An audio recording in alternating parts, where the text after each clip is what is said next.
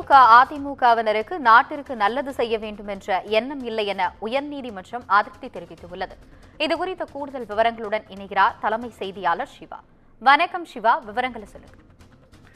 ஆனந்தி, ஜனநாயகத்தை வலுப்படுத்துவதாக கூறிக்கொண்டு திமுக அதிமுக என இந்த இரண்டு கட்சியினரும் மாறி மாறி குற்றச்சாட்டுகளை கூறுகின்றனரே தவிர இவர்கள் நாட்டுக்கு நல்லது செய்யக்கூடிய எண்ணம் இவர்கள் இரண்டு பேருக்கும் இல்லை என்று சென்னை உயர்நீதிமன்றம் ஒரு அதிருப்தியான ஒரு கருத்தை தெரிவித்திருக்கிறது. குறிப்பாக மதுரையில் கடந்த 2023ஆம் ஆண்டு மே மாதம் 29ஆம் தேதி நடந்த கண்டன ஆர்ப்பாட்டத்தில் முதலமைச்சருக்கு அவதூறு ஏற்படுத்தக்கூடிய வகையில் பேசியதாக முன்னாள் அமைச்சர் செல்லூர் ராஜுவுக்கு எதிராக ஒரு வழக்கு பதிவு செய்யப்பட்டது. மதுரை மாவட்ட முதன்மை அமர்வு நீதிமன்றத்தில் விசாரணையில் உள்ள இந்த வழக்கை ரத்து செய்ய வேண்டும் என்ற கோரிக்கையோடு செல்லூர் ராஜு சென்னை உயர்நீதிமன்றத்தில் ஒரு மனுவை தாக்கல் செய்திருந்தார். இந்த மனு நீதிபதி வேல்முருகன் இன்று விசாரணைக்கு வந்தபோது எதிர்க்கட்சி எம்எல்ஏ என்ற அடிப்படையில் தனது ஜனநாயக கடமையை நிறைவேற்றியதாகவும் முதலமைச்சருடைய நற்பெயருக்கு களங்கம் விளைவிக்கும் வகையில் பேசவில்லை என்றும் தனது கருத்தை மட்டுமே தெரிவித்ததாகவும் செல்லூர்ராஜு தரப்பில் வாதமாக முன்வைக்கப்பட்டது. ஆனால் முதலமைச்சருடைய நற்பெயருக்கு களங்கம் விளைவிக்கும் வகையில் உள்நோக்கத்தோடு செல்லூர்ராஜு பேசியுள்ளதால் அவர் வழக்கை எதிர்கொள்ள வேண்டும், வழக்கை ரத்து செய்யக்கூடாது என்று அரசு தரப்பில் வாதம் முன்வைக்கப்பட்டது.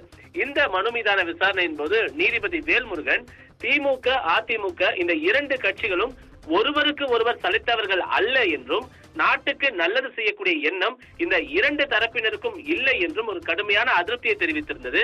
அதோடு மட்டுமில்லாமல் இவர்கள் இருவரும் மாறி மாறி குறை சொல்வதையே வாடிக்கையாக வைத்திருக்கிறார்கள் என்ற ஒரு கருத்தையும் பதிவிட்டிருக்கிறது. அதோடு மட்டுமல்லாமல் சாதனை மட்டும் சொல்லக்கூடிய அளவில் இரண்டு கட்சிகளும் இல்லை என்றும் இப்படி பேசினால் அடுத்த தலைமுறை எப்படி உருப்படும் என்ற ஒரு கேள்வியையும் நீதிபதி எழுப்பியிருக்கிறார்.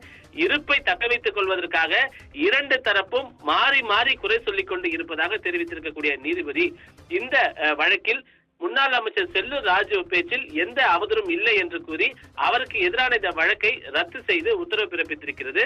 அதோடு மட்டுமல்லாமல் ஜனநாயகத்தை வலுப்படுத்துகிறோம் என்ற போர்வையில் ஒரு அரசியல் கட்சி மற்றொரு அரசியல் கட்சியை குற்றம் சாட்டுவதை இன்றைய நிலையாக இருப்பதாகவும் நீதிபதி சுட்டிக்காட்டி இந்த வழக்கை ரத்து செய்திருக்கின்றார். ஆனந்தி,